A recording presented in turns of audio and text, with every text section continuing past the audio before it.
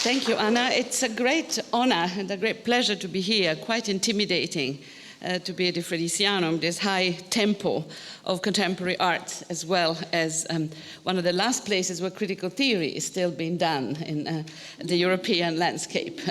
Great honor to be here. I wouldn't dream, in my wildest dream, to bring any images. So the screen stays like this. You can project what you want on it, and if anybody wants to do it through the beamer, you're very, very welcome. I will try to keep you awake with some reflections on what exactly is happening on scholarship around the human, non-human, inhuman, posthuman, and derivatives. And I'm also launching an appeal for any other neologism that you come across concerning this field. If you could please send it to me. It is a field in complete explosion.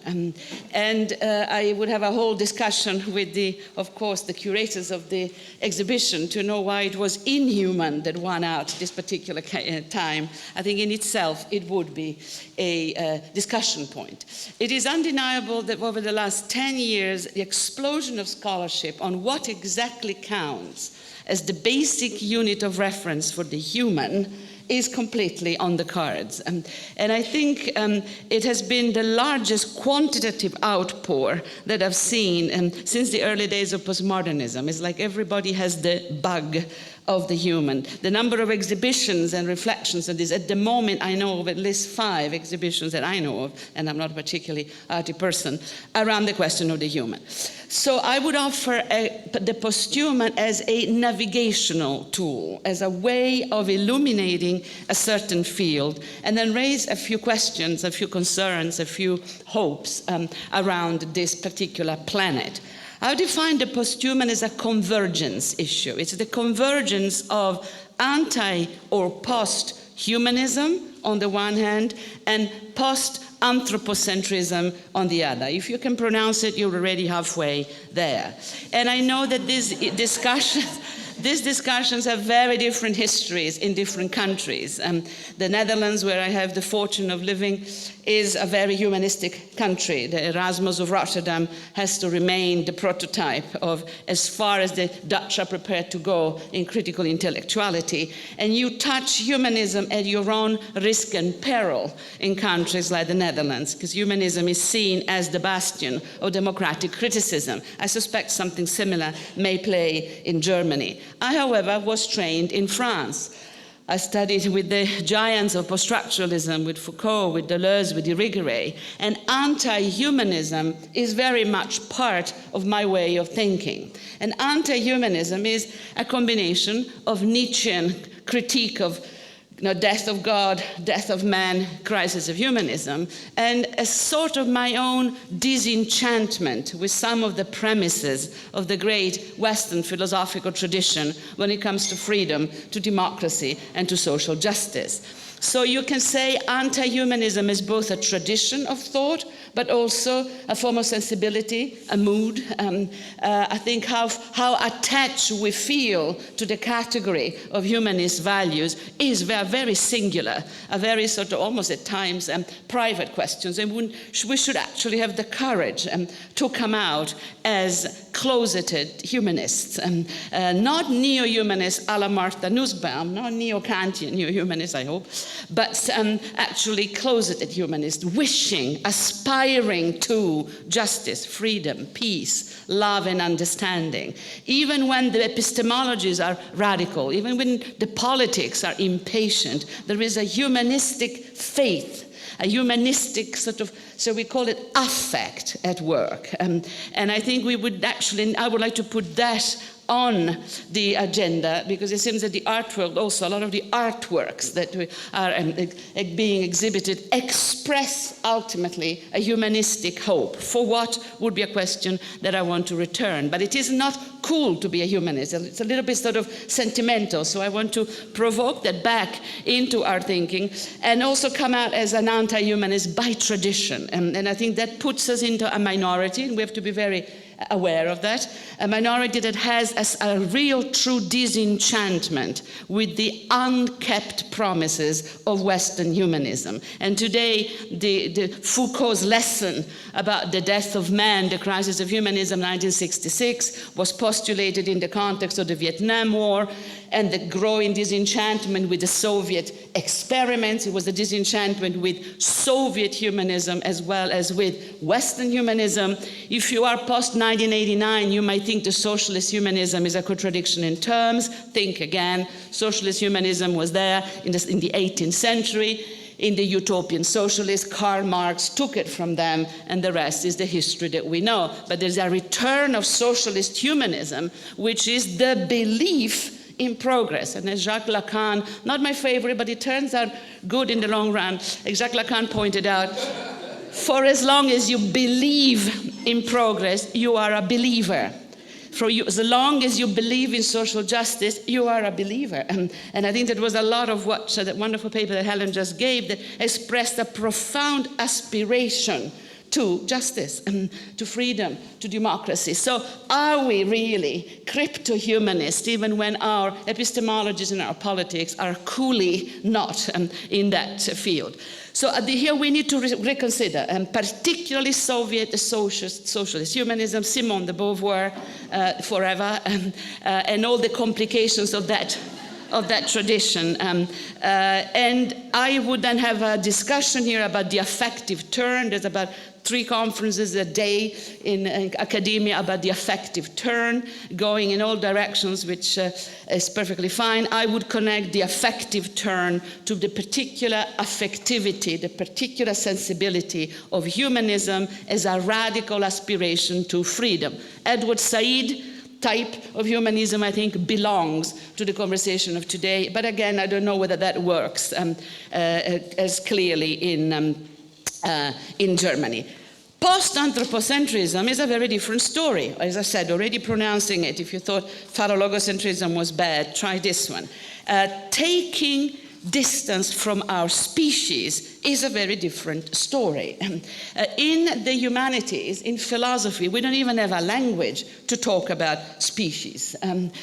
We don't think of ourselves as anthropos, not in philosophy. It is, of course, man, the measure of all things. That we would actually be upper primates or animals is simply not part of our training. If you take the 4 horsemen of the apocalypse of modernity, Marx, Freud, Nietzsche, and Darwin, according again to my teacher Foucault's Cartography, we got doses of Marx and Freud. Good Lord, we grew up with that. Nietzsche crawled back in, essentially thanks to Deleuze and a bit of Derrida, so we got Nietzsche in the 1980s. Darwin?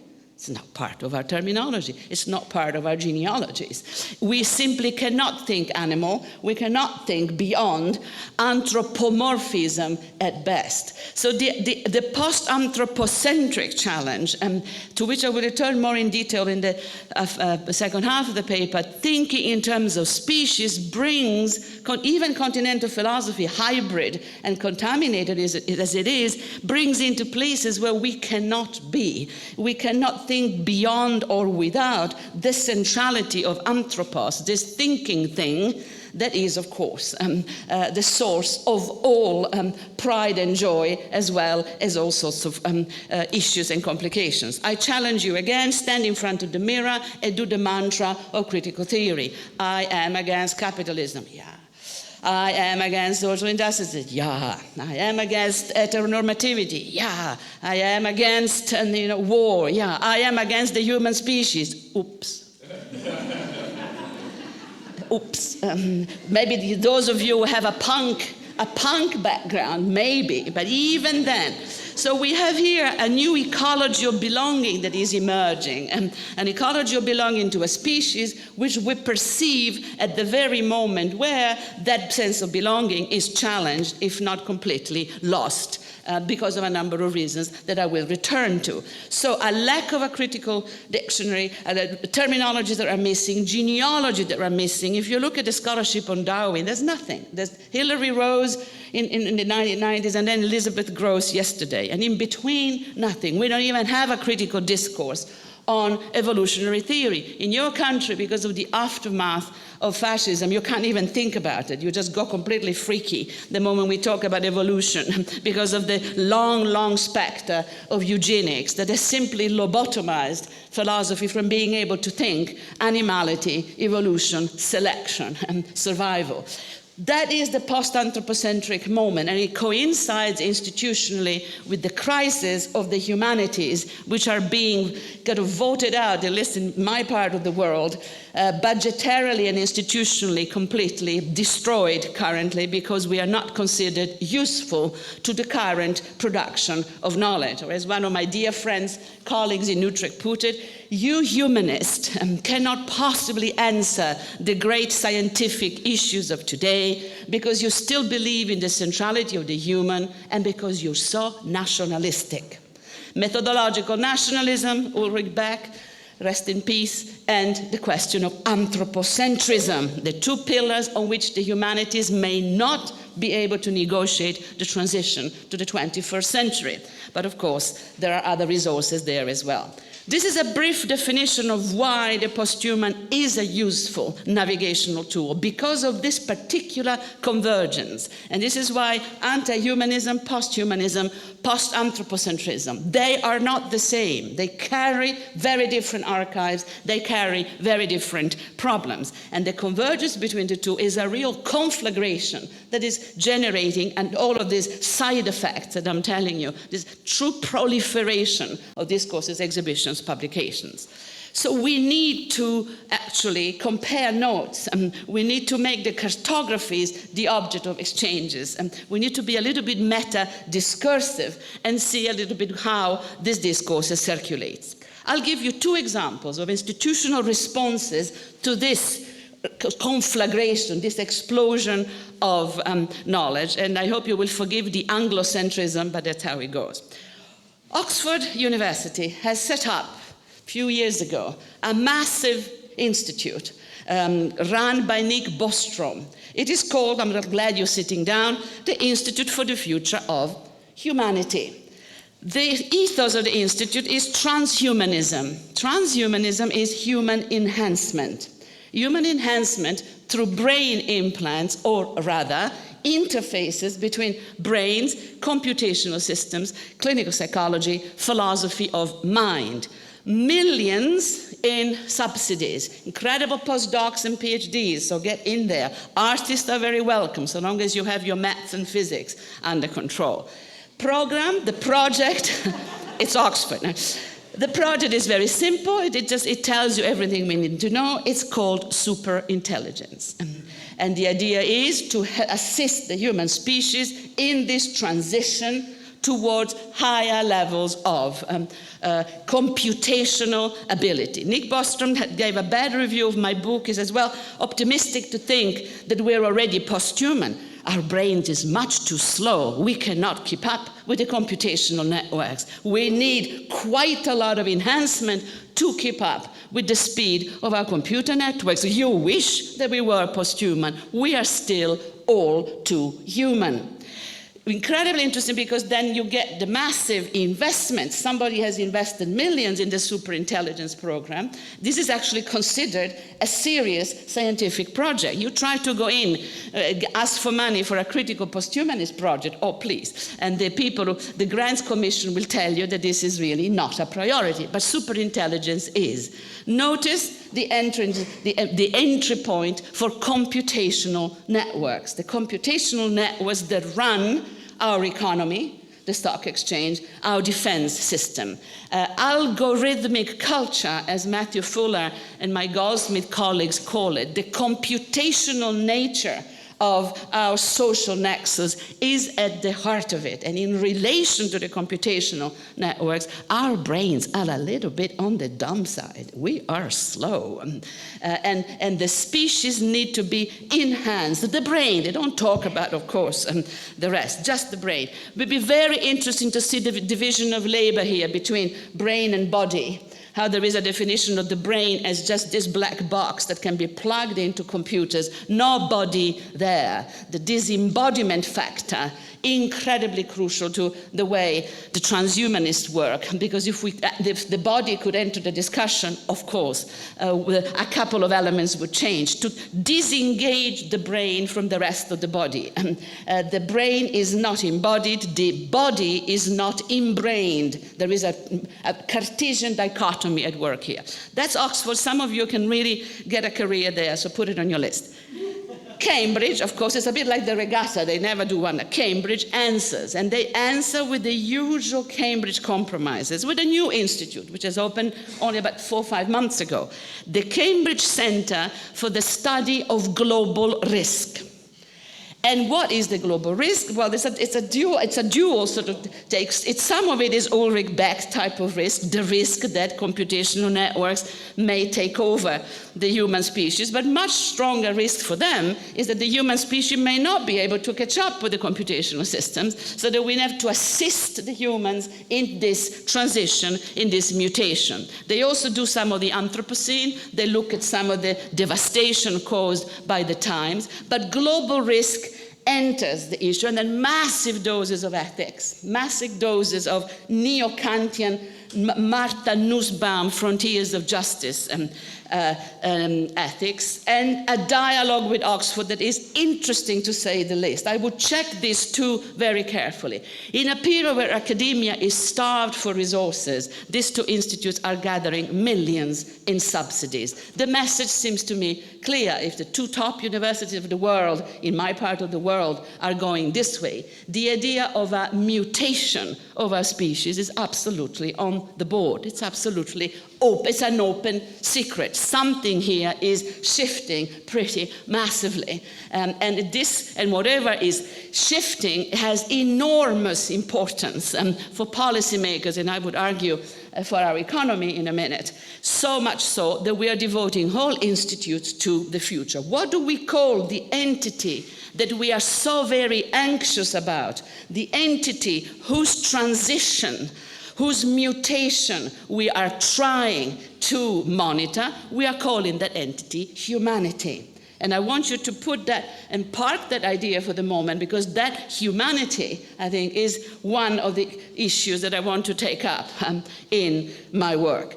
If you want to look across the field of scholarship, anxiety about the us, the human, is everywhere. Before he died, and I miss him every day, Ulrich Beck was working on negative cosmopolitanism, a sense of being together on a sinking ship. It's the Titanic Syndrome. We are in this together. We is humanity. This is the Anthropocene, the unemployment crisis, the feminization of labor. This is the catastrophe, and we is the subject of the catastrophe. I would say literature, cinema is so into the post-anthropocentric demise, horror films and disaster movies. How many times have we watched in Hollywood films the destruction of humanity? I think times. And I think there's an exercise to be done here comparing annihilation in the Cold War, say nuclear war, with the type of devastation that we're getting in post-Cold War disasters movie. And for those of you that thought that the film Avatar was the future, apart from Think Again, I think you're in the middle of this absolute projection of a new humanity on the ruins of the previous body. Avatar is a crippled war veteran that projects himself into this absolutely new world, the new humanity, digitally mediated, multi-sex, multi-species, humanimals, as Stacey Alan would probably, humanimals of the new kind. Queer theory and my political culture, we are in it with a vengeance. There is a long, long tradition in queer LGBT politics to ally the socially marginal people with extraterrestrial entities. From Ursula Le Guin to all of feminist science fiction, you get the alliances of women, gays, dogs, migrants, and extraterrestrial united against white men. There's a lot of literature on this. Barbara Creed is my favorite, on the monstrous feminine.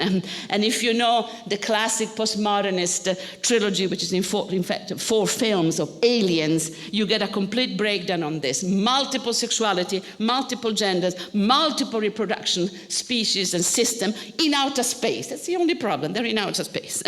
So that trend has now become which I call the Gothic tradition, the extraterrestrial rebellion tradition, is rampant in queer theory. The best example would be Jack Judith Halberstein with Lady Gaga feminism, where you get the combination of monstrosity, mutation, digital mediation, and wanting out of the humans. I think if there is a category that is not nostalgic about the human species, it has to be the radical edge of queer theories. I'm out of here, sort of thing. But the out of here is really out of the human species with that old, antiquated, biblical type of reproduction.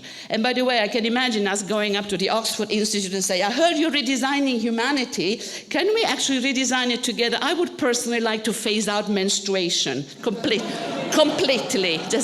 It's a mistake of evolution. It has to be.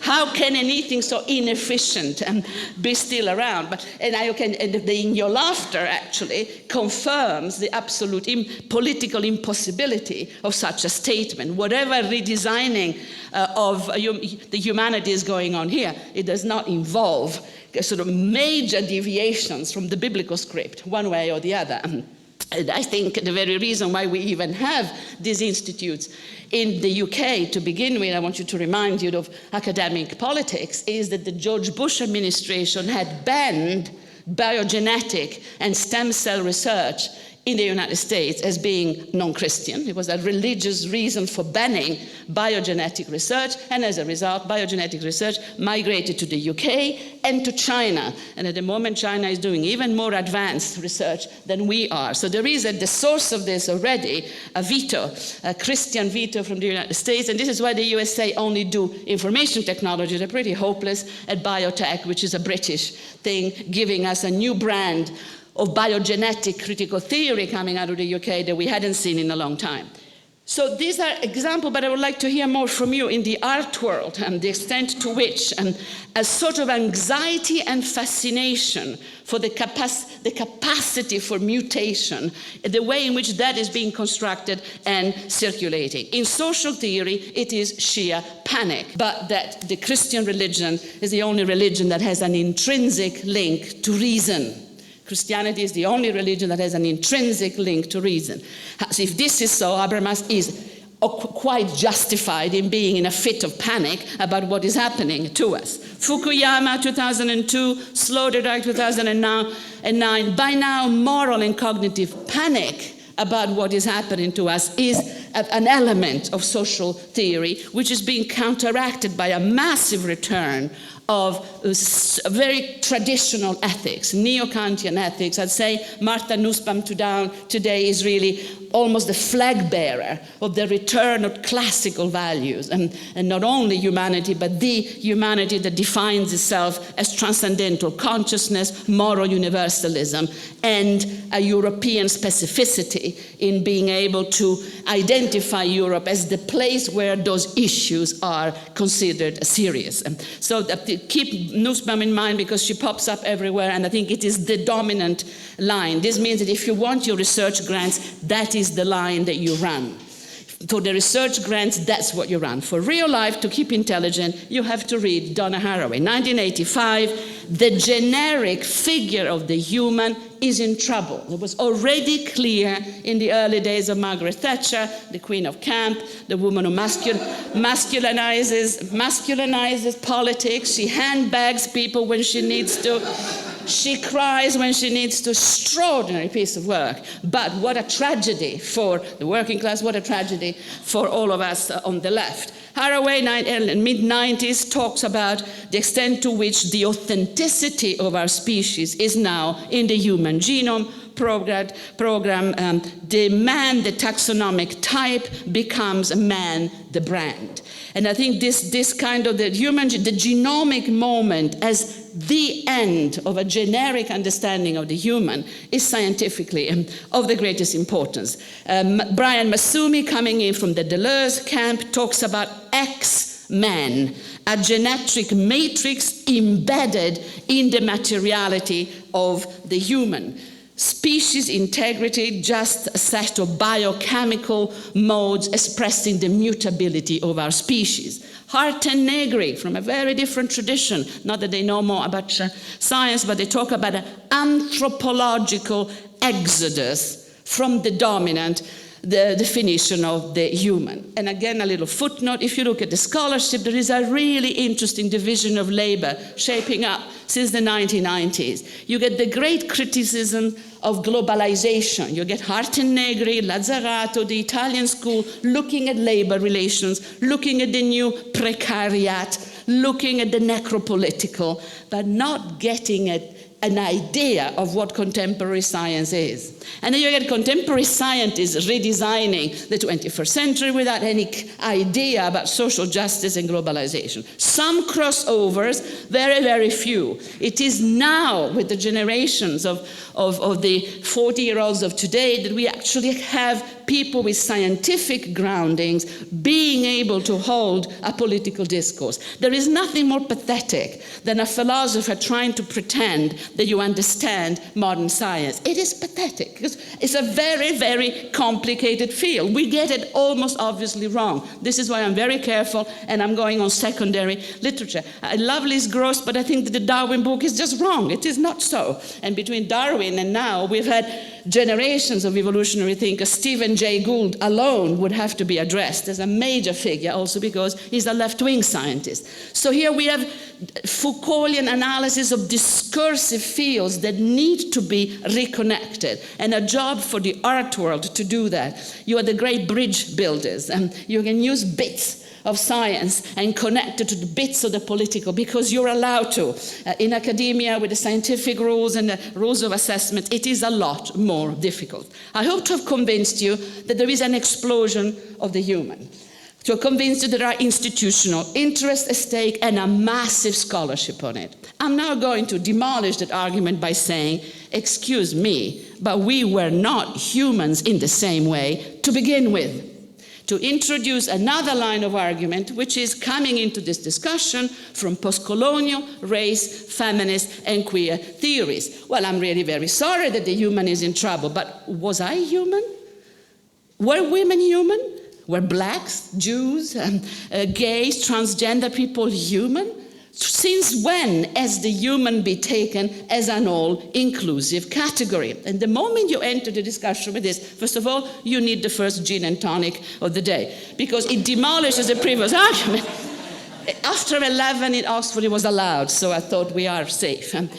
So all of a sudden, it illuminates retrospectively everything I've been saying until now. Where is the post-colonial and race analysis in the Institute for the Future of Humanity? Where are the radical epistemologies for the last 30 years have shown that the human is a normative category that indexes access to power? To be humanized means you are given a number of privileges. Linnaeus' classification of species has the animals starting at the Africans. They're the last of the humans, the first of the animals. Humans? Women? When did we become fully human? According to Aristotle, our intelligence is limited to the necessities of reproduction. We have lacked speculative reason until yesterday, according to the white male philosophers. This is why we couldn't be educated, may I remind you. Universities are 900 years old in Europe. We've been in, at best, for 80 years on a good day. There's a connection between women and animals, between Jews, between blacks, non-Europeans, and animalization, bestialization, the gays, the transgenders. These are not fully human. So if we are not fully human to begin with, the whole discussion of the posthuman needs to be twisted again, and we have to shoot it through with other categories, intersectionality, but also the idea of not assuming that the posthuman is post-power, that it is post-class, plus post-gender. And this is the debate with the queer brigade. It's very acute, but it is not immediately posthuman does not equate post-gender. Jasbir Puar and Livingstone very strong on this, reintroducing the classical sociological variables of power and difference in this debate that tends to be abstract in a very affective and also cognitive manner. We know that the standard by which the human was defined were, here we go again, the humanistic standard. The human is man, the measure of all things. That's the human. The human of humanity is what Deleuze calls somebody who is implicitly assumed to be masculine, white, urbanized, speaking a standard language, heterosexually inscribed in a reproductive unit, and a full tax-paying citizen of a recognized polity. That is the human. Now, how many make the grades? How many actually score? May I remind you that for Immanuel Kant, a citizen was precisely one of those. A Kantian citizen is a free man who does not have to work for his living. By Kant's definition, I don't think anybody here would be a citizen, because I believe that even the men here have to work for their living. Well, that was enough for Immanuel Kant not to be a citizen. Can you see my anti-humanism emerging, my skepticism of this? And it is, yes, thank you very much, sir, but really, if you happen to be one of the historical categories that don't make the grades, quite frankly, your human doesn't do much for me. So posthuman, very welcome. What a chance for those who were not human to begin with. Can you see the argument? Of course, it is not that simple, because those who were not human to begin with, even discursively enhanced through the production of the radical epistemology that we've called critical theory over the last 30 years, even through post-colonial race and feminist theories, those marginal subjects do not make do not make it to the control room of the great posthuman mutation. I don't think anybody is inscribing post-colonial race and feminist theory in the script of the posthuman. We critical posthumanists are doing that, and that's precisely the purpose of my book, to bring critical posthuman perspective, saying, remember that we were not all human to begin with, or is that kind of not an issue anymore? And I think the extent to which discussions about the posthuman are wiping out all the political debates on differences, on fragmentation, marginalization, and forms of othering, that is one of the great concerns that I have with the state of the scholarship at the moment. I repeat, the Oxford Institute for the Future of Humanity has to inscribe some sort of understanding that marginalization, class segmentation, and new forms of labor oppressions are everywhere, and they are still being carried by the same empirical social subjects that have been historically the representative of negative difference. Sexualized, racialized, naturalized others are still doing the bulk of the labor. So thank you for humanity, but what is this humanity, and what are the terms of our engagement with it? I don't want to take more time on Foucault and anti-humanism. I am very happy to have you disagree with me and say, well, humanism is the best that we have. For me, humanism is an overinflated definition of man as the measure of all things that defines himself by what it excludes as much as by what it includes. I cannot share humanistic faith, be it in Martha Nussbaum's version or with Simone de Beauvoir and socialist humanism. I would rather run with the wolves, with the bacterias, with the chic hats, and I'd rather go with the animal others any time. But I am also very aware that this is a mood, a sensibility, a bit bizarre, I must agree. But I think it's important in our discussion, so I'm very happy if you are more in love with anthropos than I am. I would have the cats and the dogs and the chickens and the bats and the dolphins anytime. Now, third element of this, and then I promise you, I am a Deleuzian, so we go by plateaus, and each plateau contradicts the previous one, so that at the end, you have a choreography of sort of epistemological differences that you can work with. All of these discussions, guess what, are not happening in a vacuum. These discussions are happening in the context of a very specific economic system that we will call, for the lack of a better word, advanced capitalism. Why advanced has always been my question. This is one of the most brutal, primitive systems of accumulation. Why call it advanced? I suppose because it rests on the technology. Okay, let's swallow the bitter pill, advanced capitalism, which functions on computational system.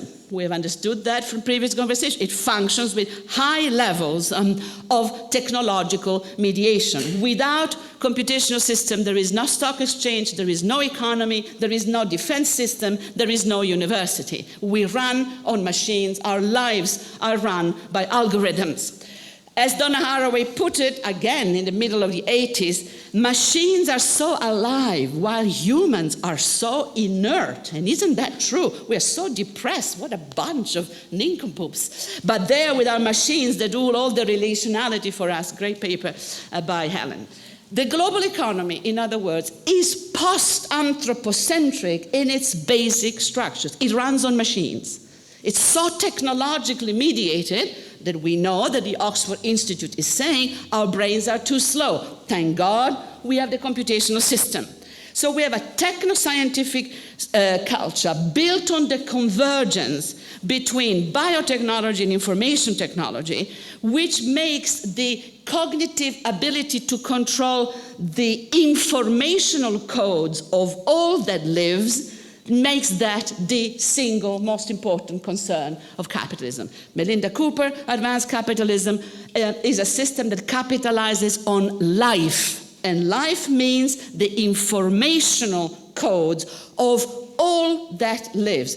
Go into the discussion with Vandana Shiva. Vandana Shiva, biopiracy. What is she teaching us? She's teaching us that one company, Monsanto, is the legal owner of the genetic codes of every grain, every type of grain available in the market. Wheat, rice, barley, etc. They sell those grains after having them genetically mutated, manipulated, so that they produce only for 1 year. So you sell it to the farmers of the world, they produce product for 1 year because they've been genetically modified, and the year after that, they have to buy the seeds again.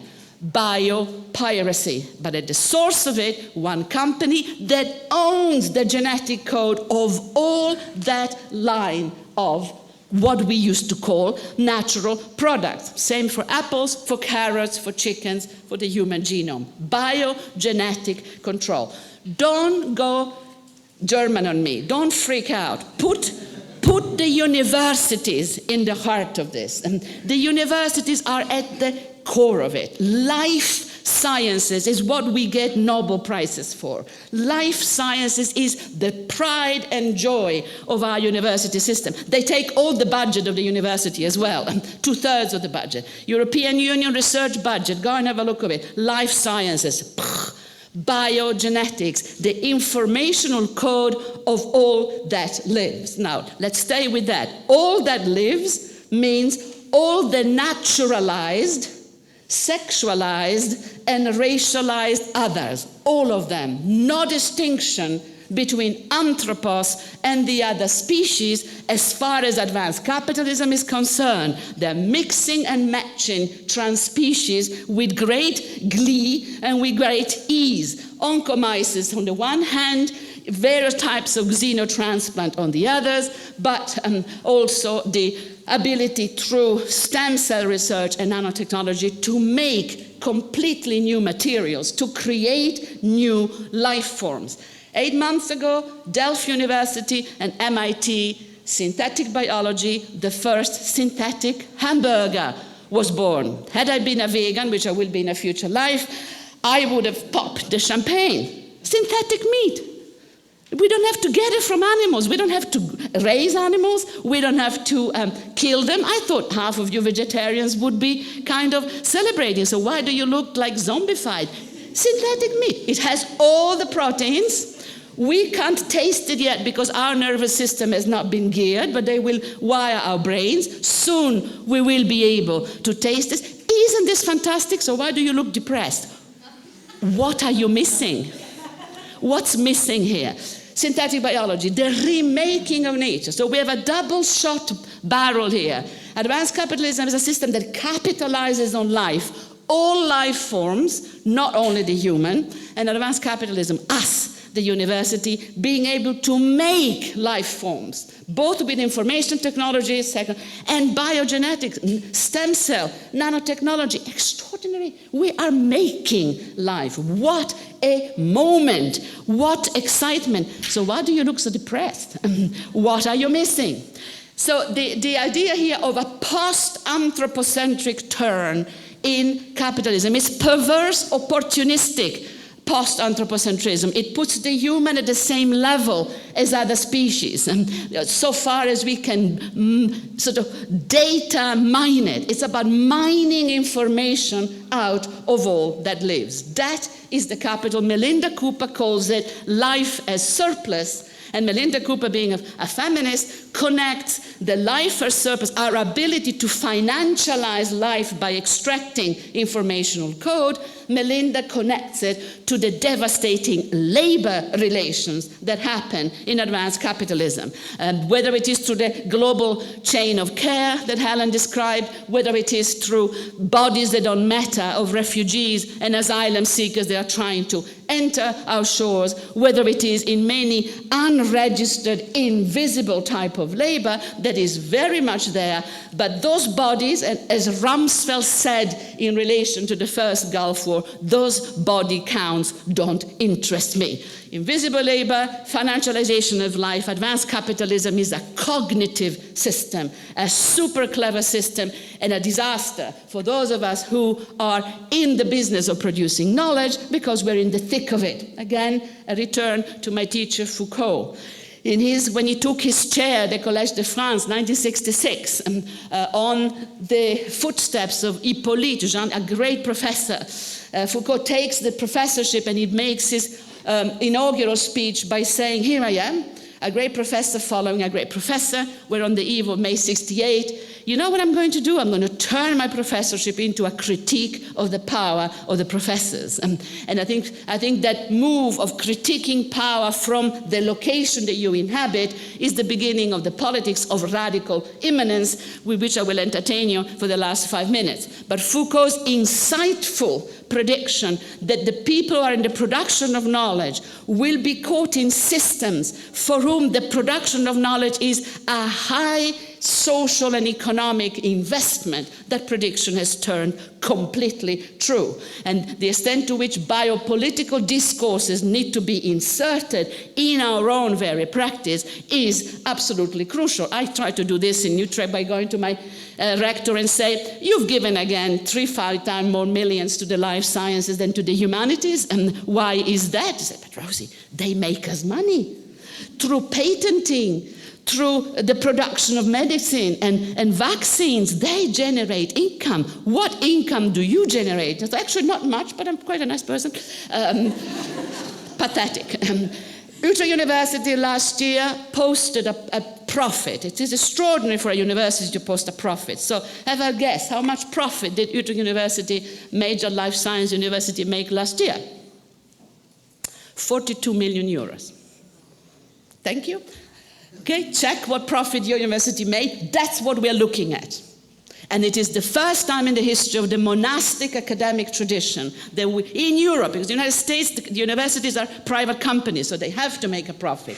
In Europe, we're public services. What is happening here? Advanced cognitive capitalism, production of life, and farming out life, putting us very much in a spot so that the best that we can do is itemize and do a cartography of this power relation, saying what is up here, whatever you're calling the human, whatever that is, you're making a lot of money out of it, whatever that is. It's a good investment, this human thing. Life is a good stake. Actually, I should invest a bit in life. It's a very nice thing. So you can see the perversity of this, and the complication is this is the same system, and Wendy Brown calls it the moral neoliberal system. It's the same system that when called to accountability will respond through moral responsibility and human rights. That is the official ideology of this same system. Human rights for everybody, Martha Nussbaum, human rights for plants, for animals, for cells, for bacteria. Let's give human rights to everything so we can protect it. It's very generous on her part, because that's the only legal system that we have to protect non-humans is property law. So let's make them human, and then we can protect them. This is my bacteria, that is my cat, this is my fox. And we know some of our great activists, Donna Haraway, are co-owners of whales. And if anybody kills my whales, I can sue them to death. That's the only law that we have to protect them. So let's give them human rights. But you do see how inadequate this is. And the ethics of moral responsibility of the individual, a pretext not to talk about power. We are making our students accumulate gigantic debts, working in conditions, both in time and space, that are ridiculous in relation to what the baby boomers had, and what we give them is an ethos of individual responsibility. Be a good entrepreneur of your human capital. Just look at the missions of the university. Moral entrepreneurship. You are the entrepreneur of the capital that you possess. And if you don't do an investment of it, don't come and ask for help. There's no welfare state there that is going to actually help you. Under 30-year-old bankruptcies in the United Kingdom at the highest levels ever. Debt due to tuition fees rising progressively.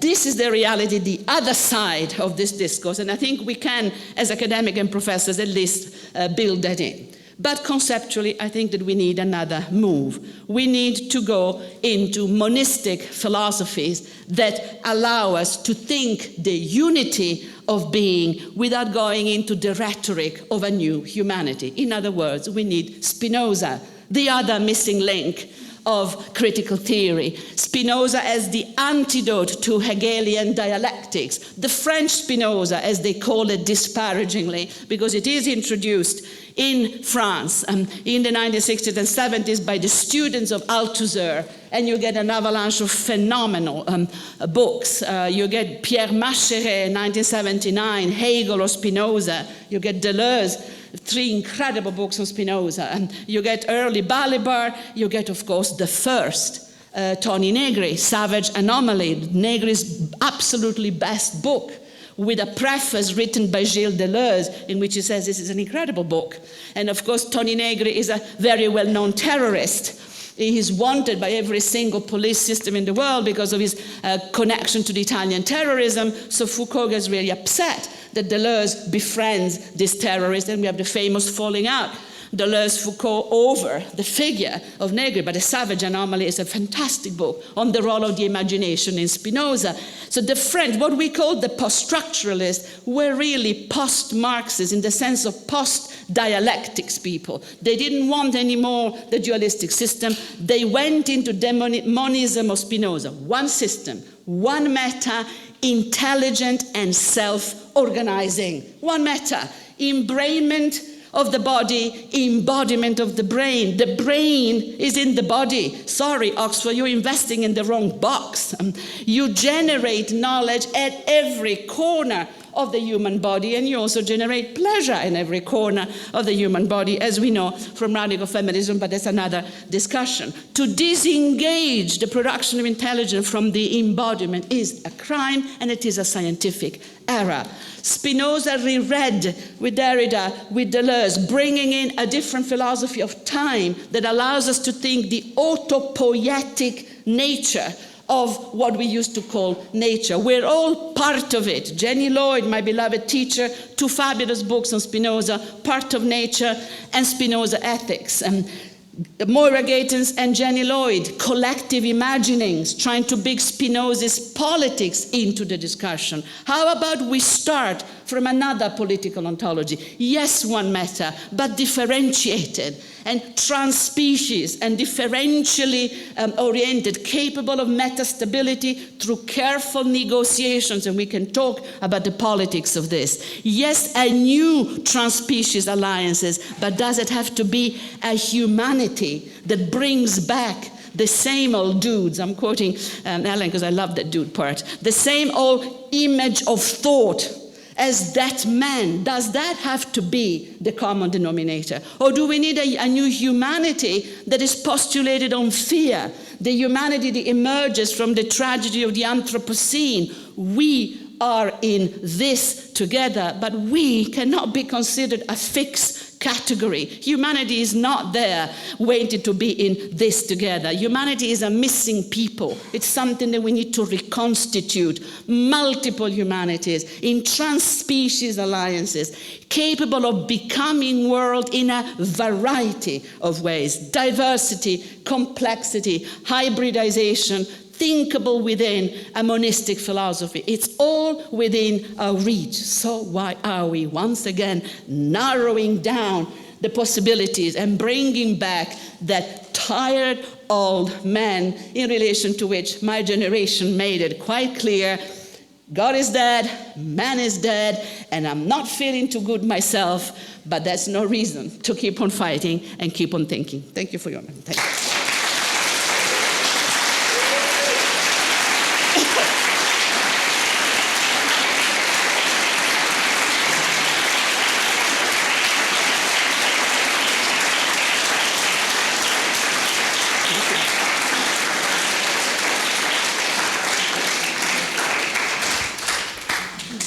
Thank you. Thank you very much, Rosi. So shoot. There's so many questions left begging, so I'm looking forward to it. Yeah. So please don't. I forgot a pen. Yeah. Thank you very much for your wonderful presentation. In the aspect of reflection of the modern anthropocentrism, three theories are today popular. That is posthumanity, inhumanity, and transhumanity. In related to transhumanity, I want to explain the theory of Wolfgang Welsch. Yeah. I had put forward a theory, transhuman, also transhuman. Mm-hmm. With this theory, he tried to find the combination of human beings as cultural beings and natural beings. That is, on the one side, human beings are primarily natural beings. Natural beings. That is, all of his cultural capabilities are developed in the context of nature. Yeah, natural characters. On the other side, in comparison to other natural species, human beings have abilities with which other natural species, as natural animals, are not comparable. Yeah. With this theory, he tried to find a balance point between nature and culture. Yeah. What's your opinion on this endeavor? Thank you. Well, this is the transhumanist is the dominant. I did not this particular variation, but it's a variation on the Oxford theme. You just pitch the human on a certain, Spinoza would say, on a certain faculty, neural power, affectivity, reproduction. You define the human as a specific capacity, and then you make that the basis for a reconstruction of something that you would call humanity in negotiations with technology. I think it begs the question. I think that for me it's a reductive methodology, and I can see why it serves in the Oxford case advanced capitalism, because it promotes robotics and it promotes all computational systems. But in terms of reconstituting social communities, we have to bring in all the stuff that the transhumanists don't want to see: the body, corpses, waste, rubbish, the debris of modernity, the devastation of modernity. Jussi Parikka, a media theorist that I love dearly, is looking at two things. Together with Jennifer Gabrez, they're looking at digital waste, what happens to laptops and computers when they die, and they usually get shipped back to third world countries, get dismembered and by the same people that assembled them in the first place. So there is a digital proletariat that is disassembling dead technologies. That's one track, and digital waste is a whole thing, because then is this part of computational network, or is this something else? Is the media a material foundation, or is it just discourses? And if the media is a material foundation, then we're going to have digital garbage, and we're going to have a discourse and a practice about this. The other thing that Jussi Parikka does that makes him, again, a new materialist is he takes a laptop or an iPhone and disgregates it according to its elements, to the chemical and mineral elements, using the table of periodicals. And he's done studies of the type of minerals that are necessary to bring you to the last generation of super fast chips that activate your iPhone 6 or 37, whatever you have this week. It only lasts a week anyway, you're already late immediately. Lithium being one.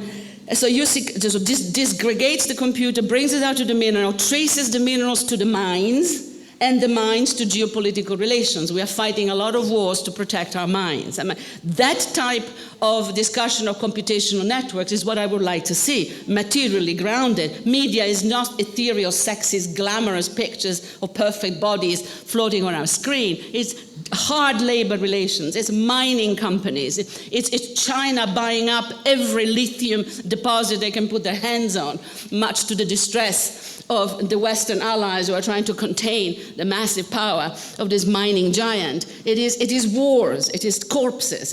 So I would like to bring all that stuff in. Transhumanism is much too clean. It's a very, very reductive. I think we have to look at the rubbish that we have in orbit in our atmospheres. There's so much rubbish in orbit around the Earth that our laser projects, the communication rays are not going in. So we need to clear up the garbage that we put in outer space. It's this sort of thing that I would like to see, a much more embedded, relational, sensually driven, neo-Spinozist, materialist account of what could be new humanities, and crucial to pluralize them, not to come in with the new humanity, because there we have a few difficulties, and that new humanity will be absolutely transnational, but it would be very much class indexed, and it would be a certain global class across the world living the disposable bodies everywhere. Disposable body is also a good way to enter this discussion. It's a big one, so I keep it short. So, do we have any more? What do you think of a non-eugenic, perhaps like teratological transhumanism, one which is not clean, but will still engage biotechnical manipulation? It's one, absolutely, of the possible futures, one that I would definitely endorse. It's a variation on the alliance of the social minorities with hybrids from outer space and possible futures. There's a long tradition of techno-teratology. As you know, I've written extensively about this, of imagining new monstrous formation, but with affection, not with any just fascination for the different.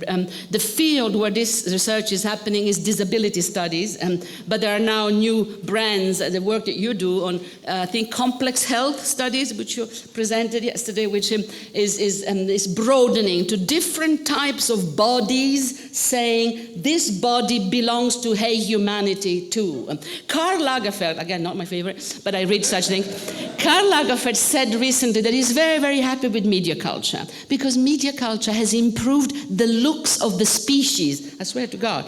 It has, because everybody is following a certain format. Throw in Botox and plastic surgery, everybody is imitating certain models. So indeed, there is a new uniformity emerging. And you must have had the experience of going to non-Western countries and seeing crippled bodies and otherwise formed bodies. Think, oh my God, biodiversity. We don't have it in the West anymore. We're all more or less anatomically, morphologically configured according to a model. It's called progress. I'm not going to be nostalgic, but there is a uniformity here. So biodiversity, and this would have incredible consequences.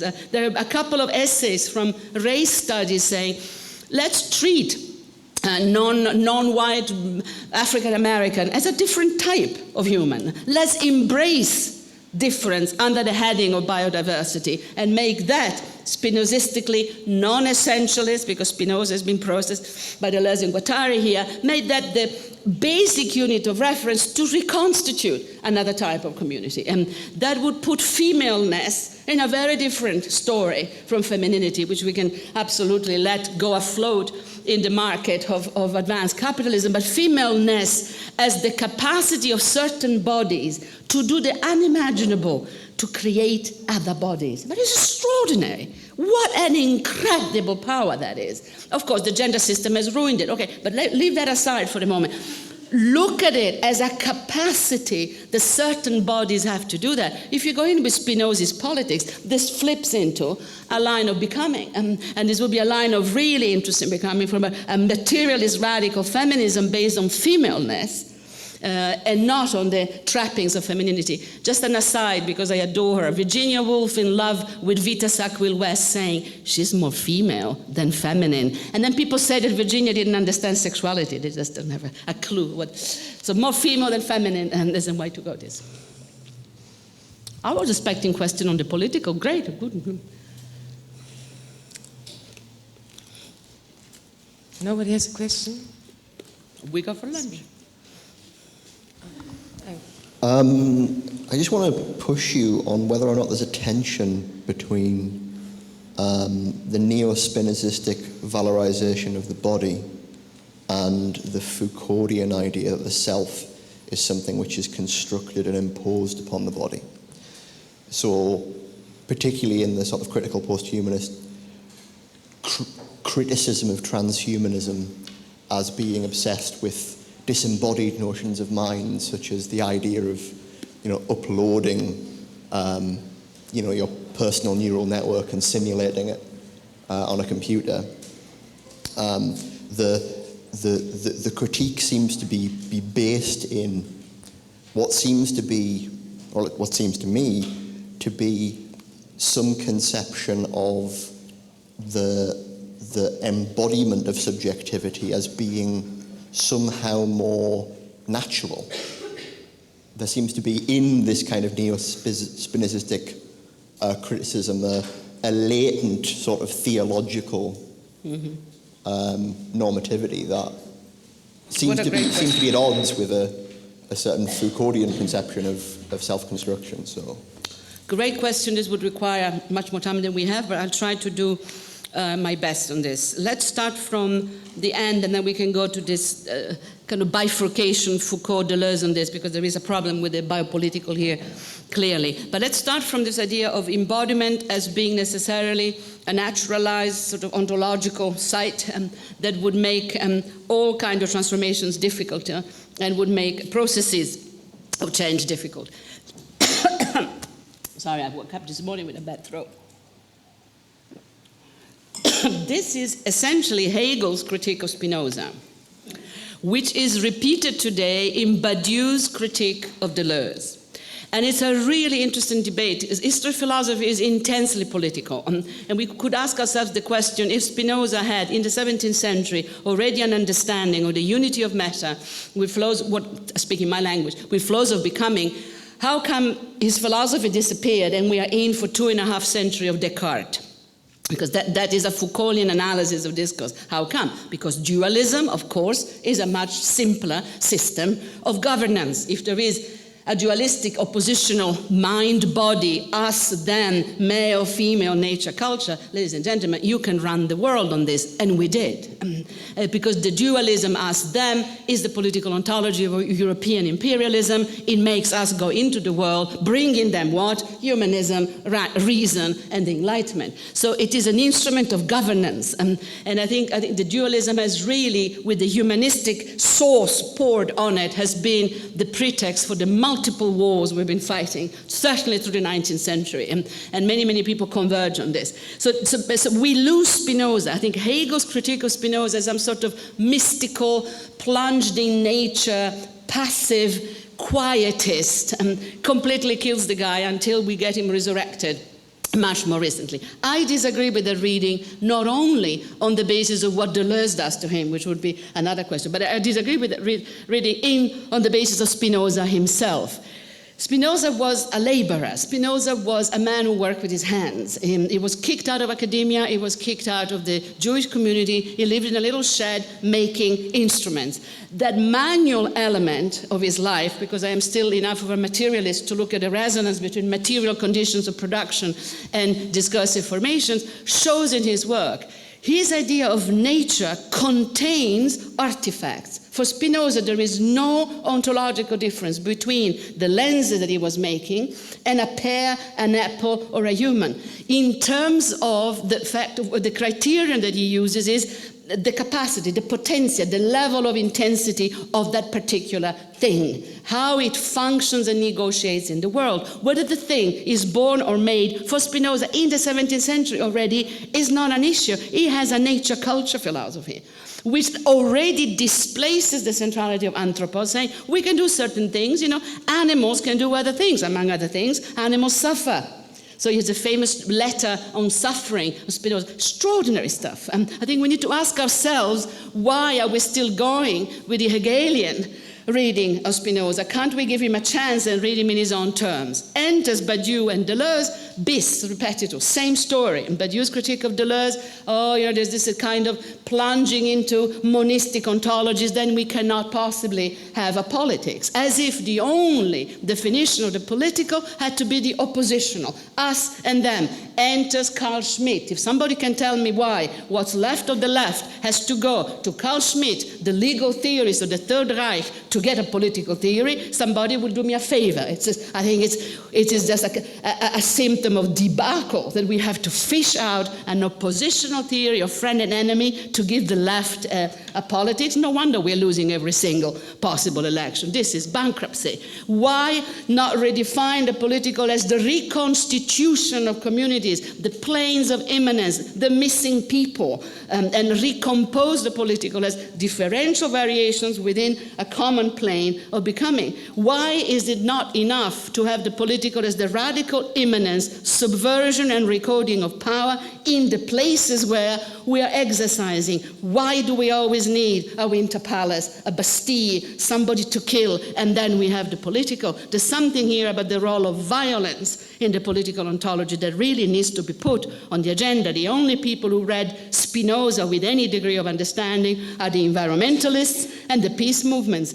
Essentializing him, Gaia 1, Lovelace, it's a bit Spinoza for kids, but sort of making him holy, but if you then shoot Deleuze through it as in The Antidote, you have a perfectly good political philosophy, one that assumes that human beings, like everything that lives, have potential, have empowerments, have capacities, the distinction, potestas potentia, the two faces of power, and Foucault, the positive face of power, and on the basis of that, reconstituting patterns of becoming that would allow us to actually become a political subject. Why is that not enough? And why do we need meta-revolutionary theories? I think that would be the quarrel here.